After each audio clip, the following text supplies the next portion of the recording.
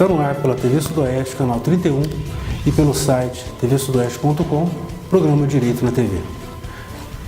Lembrando que nosso programa é toda quarta-feira, 20 para as 10 da noite, e a nossa reprise no sábado, às 11 horas da manhã. No programa de hoje, eu vou fazer um programa dedicado aos portadores de necessidades especiais. Certo? Eu gostaria de começar o programa de hoje mandando um abraço a todos os funcionários, todos os colaboradores da APAI. A APAI, que é a Associação de Pais e Amigos do Excepcional, que aqui em São Sebastião do Paraíso foi fundada no dia 22 de dezembro de 1975, portanto completou 40 anos o ano passado. Tá? Então eu gostaria de mandar um abraço a toda a equipe da APAI de São Sebastião do Paraíso. E convidar você, telespectador, para na próxima quarta-feira, às 13h30, ouvir a APAR FM 105,7. Eu fui convidado para fazer uma entrevista, a Gisele me convidou para fazer uma entrevista lá na APAI, foi um prazer comparecer. O Matheus e a Sandra foram as duas pessoas que me entrevistaram, são quem toma conta dessa parte da rádio lá da APAI. Foi muito bacana ser entrevistado pelos dois, tá certo? E eu gostaria de mandar um abraço também para a Adriele também, que ajudou a coordenar os trabalhos lá na APAI. Então, um forte abraço na pessoa de vocês quatro. Gostaria de cumprimentar a todos os colaboradores lá da APAI e cumprimentar também a você, telespectador, que contribui para com essa entidade aqui em São Sebastião do Paraíso. Lembrando que é sempre bom contribuir para essa entidade. Como eu disse, há 40 anos faz o bem aqui em São Sebastião do Paraíso. Então, se você tiver condições de doar aí uma cesta básica, fazer uma doação para a APAI, vai ser de bom grado e vai ser muito bem utilizada a sua doação lá pela APAI. Tá certo? Bem, antes de falar dos direitos e dos benefícios do portador de necessidades especiais, eu gostaria de chamar a sua atenção para esse tema. Por que há a necessidade de se tratar, de ter uma legislação específica para tratar do deficiente? Por quê? Bem, começa que se nós tratarmos todos iguais, a igualdade nem sempre é sinônimo de justiça. Certo? A gente fala muito dentro da área do direito, a gente costuma usar um jargão no sentido de que se nós colocarmos um lobo dentro do galinheiro, fechar o galinheiro e falar assim, agora vocês têm direitos iguais, vai ser aí uma covardia para com as galinhas, porque o lobo tem muito mais chance de sobrevivência. Então, é por isso que muitas vezes precisa de uma legislação para que venha dar um pouco mais de direitos àquela parte que é um pouco mais frágil, mais fragilizada.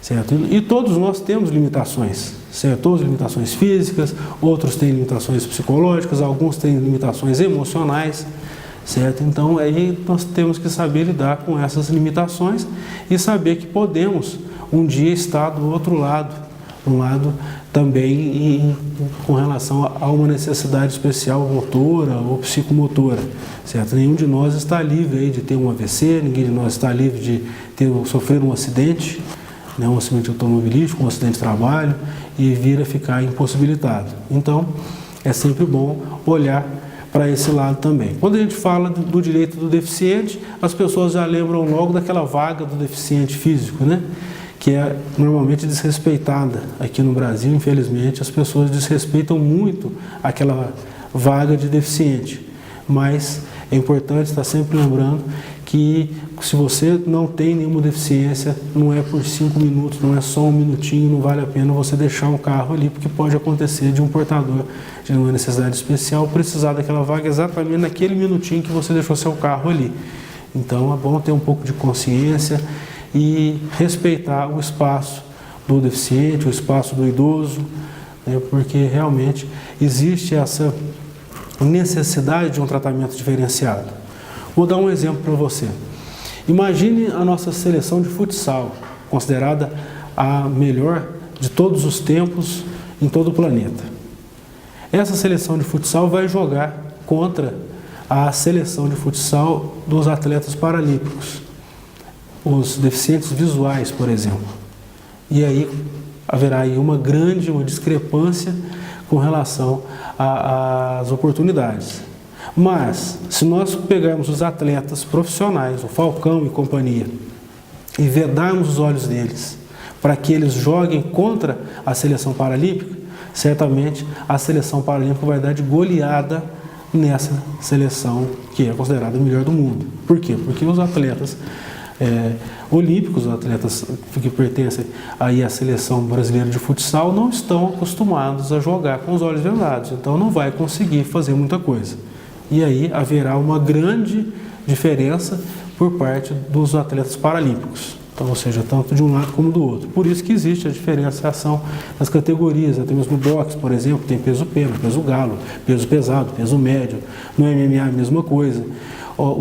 As outras modalidades, futebol, vôlei, vôlei de praia, enfim, tem o masculino e tem o feminino. Não é justo, de repente, colocar uma seleção feminina contra uma seleção masculina.